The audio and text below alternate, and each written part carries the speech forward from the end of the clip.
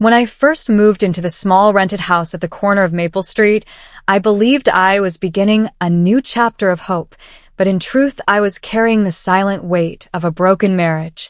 The paint on the walls was peeling, the garden was overgrown, and the silence inside the house echoed louder than any argument I had ever had with my husband. We had not divorced, but something between us had already died.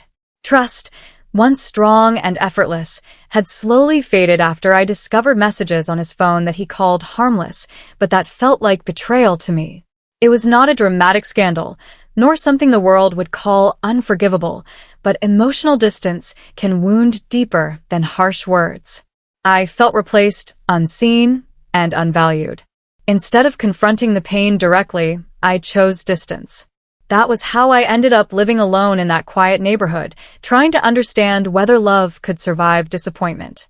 Next door lived Mr. Kareem, an older widower who spent his mornings watering his plants and his evenings sitting on a wooden chair outside his gate, watching the sunset as if it carried memories only he could see.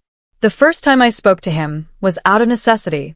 A heavy cupboard had collapsed in my kitchen, and I had neither the strength nor the courage to fix it. With hesitation, I knocked on his gate and asked if he knew someone who could help. He looked at me with gentle eyes that held years of wisdom and simply said, "I will come." There was no judgment in his voice, no curiosity about why a young married woman was living alone. He just helped. That simple act of kindness felt like the first warmth I had experienced in months. Over the following weeks, I found myself speaking to him more often. Not because I needed help fixing things, but because I needed someone to listen. He never interrupted, never rushed me, and never gave advice unless I asked. When I finally gathered the courage to tell him about my husband and the messages that broke my heart, he did not react with anger or quick condemnation. Instead, he asked softly, "Did he stop loving you? Or did you stop feeling loved?" That question stayed with me long after I returned to my empty house. I realized that pain had made me see everything in black and white, when perhaps love lived somewhere in the gray spaces of misunderstanding. Mr. Kareem once told me about his late wife, Amina. He spoke of her as if she were still sitting beside him, smiling quietly. He confessed that during their early years of marriage, he had worked too much and listened too little. "I was faithful in body," he said, "but not always in attention." He explained that true infidelity is not only about betrayal of vows through actions, but also through neglect. Ignoring someone's emotional needs, dismissing their fears, or choosing pride over understanding can slowly push two hearts apart. He admitted he had almost lost his marriage not because he loved another woman, but because he failed to protect the love he already had. It was Amina's patience and honesty that saved them. She confronted him not with accusations, but with tears and truth. And he chose to change. His story forced me to reflect on my own marriage. My husband, Saad, had indeed exchanged messages with a colleague that felt too personal. But had I truly listened to his explanation? Had I allowed my hurt to silence any possibility of reconciliation? I remembered how distant I had become in the months before discovering those messages.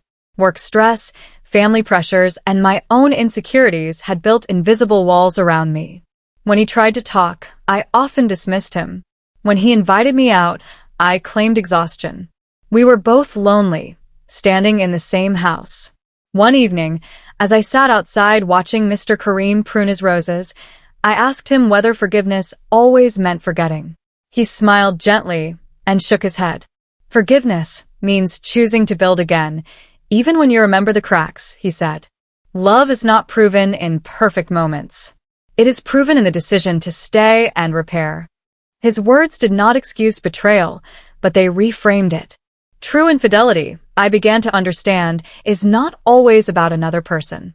Sometimes it is about abandoning the promise to nurture what you already have. Days turned into weeks, and I noticed how Mr. Kareem treated everyone around him with quiet respect. The delivery boy, the stray cat, the children who accidentally trampled his flowers, he responded with patience. I asked him once how he managed to stay so calm. He replied, "When you lose someone you love forever, you learn that every argument you win is meaningless if it costs you peace." His wife had passed away suddenly years ago, leaving him with regrets about small disagreements that now felt insignificant. He carried those lessons like treasures he wished someone had taught him earlier. Inspired by his wisdom, I decided to call Saad after months of silence. My hands trembled as the phone rang. When he answered, his voice carried both surprise and relief. We spoke cautiously at first, like strangers testing the depth of water. I told him how hurt I had been, not with anger but with honesty. He confessed that the messages had started as harmless conversations during a time when he felt disconnected from me. He admitted they had crossed emotional boundaries, though never physical ones. He said he stopped when he realized he was risking our marriage. He had wanted to tell me, but fear of my reaction held him back. Listening to him without interrupting was one of the hardest things I had ever done, but also one of the most healing. We agreed to meet in a public park halfway between our homes. Seeing him after months felt strange and familiar at the same time. There were no dramatic speeches, only quiet apologies and sincere promises. He did not defend his actions, and I did not exaggerate my pain.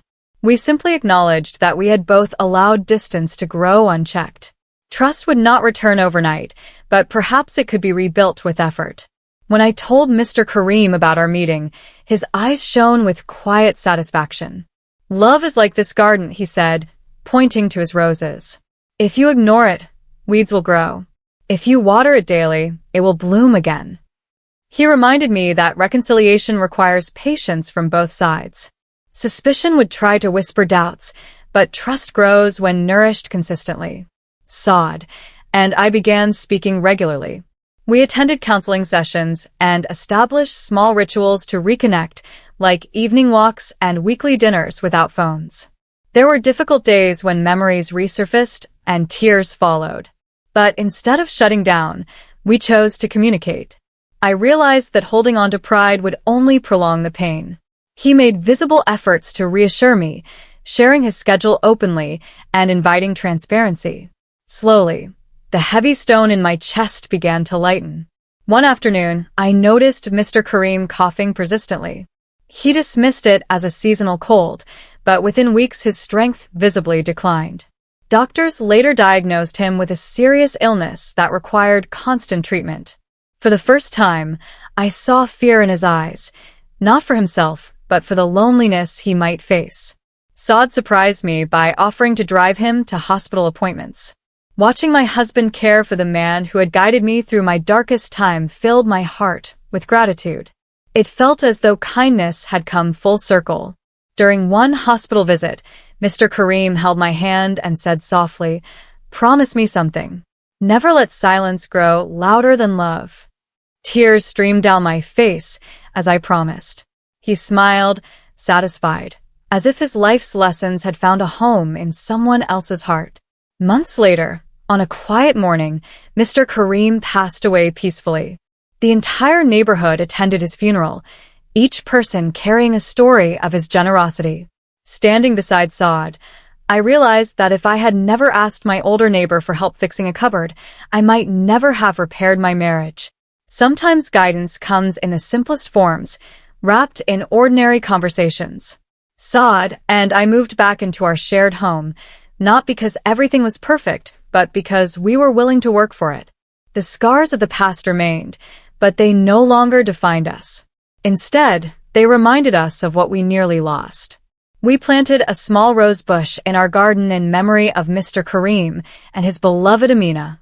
Every time it blooms, I remember that true infidelity is not just betrayal of vows, but betrayal of effort, attention, and care. And true loyalty is choosing each other every single day, even after disappointment. Our marriage today is not built on blind trust, but on conscious commitment. We speak more honestly, listen more patiently, and value time together more deeply. Challenges still come, as they do in every life, but we face them side by side. I learned that love is not fragile because of mistakes. It is fragile because of neglect. When nurtured with humility and forgiveness, it becomes stronger than before. Looking back, I understand that pain can either harden the heart or soften it. Mine was softened by the wisdom of an older neighbor who taught me that relationships survive not because they are flawless, but because they are tended with care. If there is one lesson my journey has given me, it is this: never allow temporary hurt to destroy a lifelong bond without first fighting to save it. True love demands patience, honesty, and the courage to rebuild. And sometimes, all it takes to begin healing is the simple act of asking for help.